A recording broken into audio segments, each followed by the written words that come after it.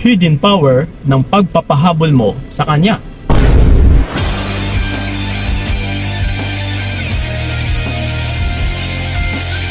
Yon. Ito mga utol, no? Hindi nyo lang alam kung ano nga ba yung magiging impact o kung ano din yung magiging resulta sa sarili mo na rin syempre, no? Kung once na nagpapahabol ka sa tao or kung nagpapa-chase ka, lalong-lalo na sa partner mo. So kasi ang daming natatakot or hirap na hirap kung anong dapat nilang gagawin, like kagaya na lang sa pinapayo natin na kailangan mong magpahabol, no? But pagdating naman sa iba ay natatakot, nahihirapan dahil yun na nga, nanghihina kasi hindi nila alam kung ano yung magiging impact or resulta pagdating sa kanilang sarili. Pero ito na nga, sa video na ito, hindi nyo kasi alam utol na malaking bagay po talaga once na marunong kang magpahabol. Kung sa situation naman sa ngayon na parang ikaw pa ito yung naghahabol, di ba? Ano ba yung napapansin mo? Takot. Di ba? Takot na mawala siya. And ito ngayon, nababalisa ka at saka parang kulang na lang din kung ano yung sasabihin niya sa'yo is susundin mo, gagawin mo para lang bumalik siya sa'yo. Kasi nga nagpapahabol eh. So yun po ang nangyayari, di ba? So ngayon, kung babalik na rin natin ito is siguro nagdududa na naman kayo. Kuya Kiko, parang hindi ganun eh. Kung babalik na rin natin na ako yung magpapahabol, sa tingin ko hindi siya maghahabol sa akin. Then kung hindi siya maghahabol sa'yo, nagpapahiwatig lang ito utol na naghahabol ka din sa taong hindi ka naman minamahal. Oh. So bakit mo siya hahabulin? So sa gawain na ito ng pagpapahabol mo ay dito mo rin malalaman kung totoong minamahal ka talaga ng partner mo. So dapat hindi ka matakot. Yes, kasi ito no, the more din kasi na pinapakita mo na wala kang takot na mawala siya, kaya ito ngayon, nag-step back ka, nag-pull away ka, nag-pull back ka, no, nagpapahabol ka, nagpapakipot ka, hinayaan mo siya na maghahabol sa'yo, is ang magiging resulta po nito utol or yung magiging impact ay makakagain ka lalo ng respeto galing sa tao na yun. Yes, mas lalong aangat yung value mo, mas lalo kanyang re-respetuhin talaga, mas lalong tataas din yung pagtingin niya sa'yo. Yes, kasi sa bawat pinapakita mo na wala kang takot na mawala siya, ay nagpapakita na ito na wala ka ring takot na mawala sila. Wala kang takot sa kanila na kahit kung maghahabol man sila o hindi, na hindi sila din ganun kaimportante para sa'yo. Yes, labanan lang din kasi ito utol na kung gaano mo kataas nire-respeto ang iyong sarili. Diba? That's why merong nagpapahabol, merong nagpapataas ng pride. Kasi nga, ang tanging resulta na kinakamit dito ay once na siya ay magiging submissive, no? Halimbawa, ikaw, nagpapahabol ka. Diba? Ang goal mo dito is yung sumubmit siya, yung bumigay siya, yung siya ito yung susuko, siya ito yung magmamakaawa, siya ito yung bibigay at saka magiging sunod-sunuran sa'yo. Tama? So yun po yun. And no, vice versa, sa partner mo na ito ay ganun din. Kaya niya rin ito ginagawa dahil yung gusto niyang mangyari ay, yun na nga, magiging sunod-sunuran ka rin.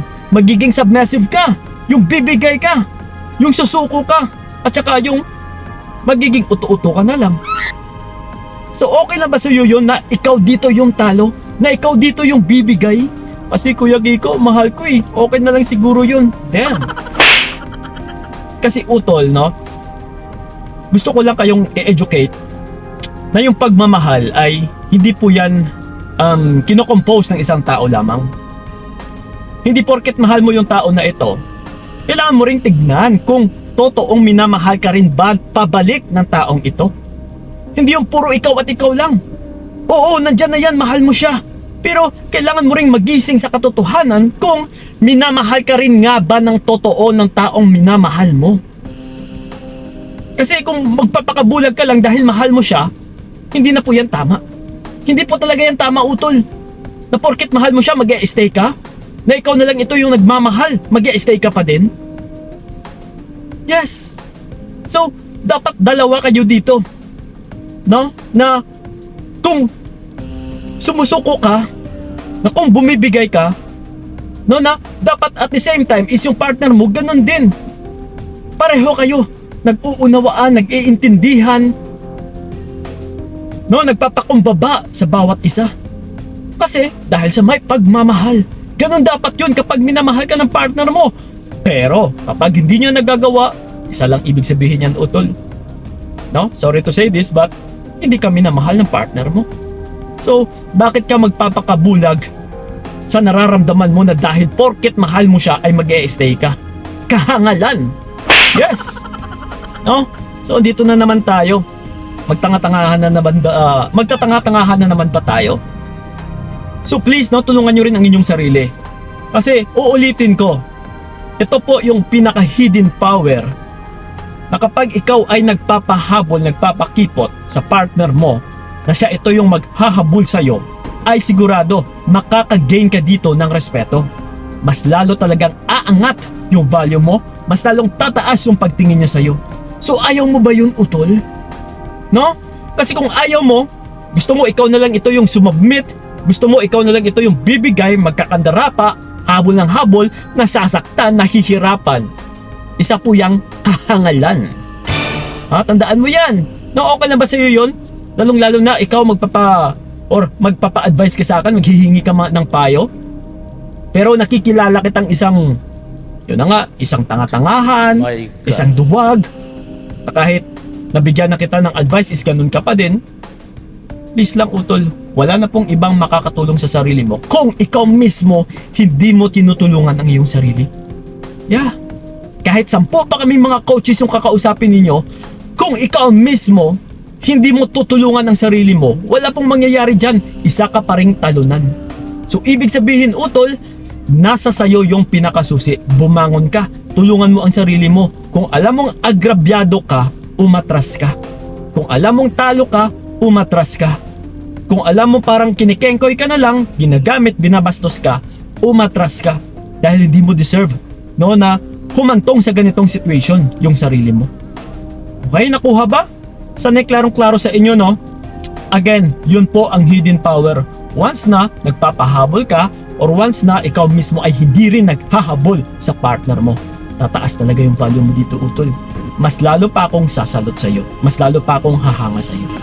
Okay? So yun lang po mga utol. Sana nakatulong yung video na ito. And then sa mga nais akong makausap one-on-one, i-PM nyo lang po ako sa aking FB page na Payong Kaibigan ni Kiko. Yes, mag-usap-usap po tayo doon and magsiset po tayo ng appointment para sa inyo. Maraming salamat. So ingat kayo. God bless and babush!